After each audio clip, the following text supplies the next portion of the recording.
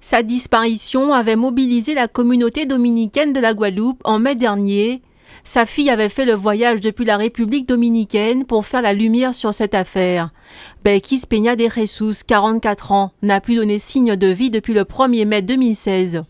Aujourd'hui, la thèse de l'assassinat est privilégiée par les enquêteurs et le principal suspect est son mari. Le mari galantais de 47 ans a été placé en garde à vue le 13 décembre. Nous avons recueilli un certain nombre d'éléments techniques, que ce soit par écoute téléphonique, par examen aussi des appels qui ont pu être passés, des traces aussi de sang qui ont pu être retrouvées, notamment à son domicile, des propos qu'il a pu tenir aussi à son entourage amical ou même familial.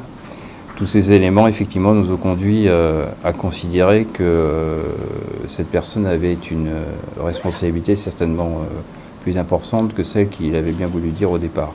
À la fin de sa garde à vue, le mari de Belkis Peña de Jesus a tenu des propos particulièrement troublants qui ont motivé sa mise en examen et son placement en détention provisoire.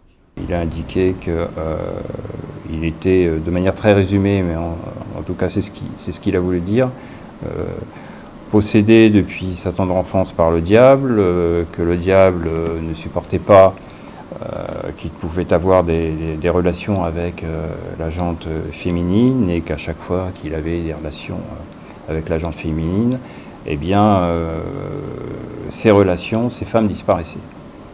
Donc ça nous a conduit à aussi revenir sur un dossier de 2008, dossier au travers duquel il apparaissait qu'une personne avec laquelle il vivait eh bien, avait aussi disparu dans des circonstances étranges. Cet homme est-il en pleine possession de ses facultés mentales? Où sont les corps de Ginette Reyes et de Belkis Peña de Jesus? Autant de questions qu'il reste à résoudre.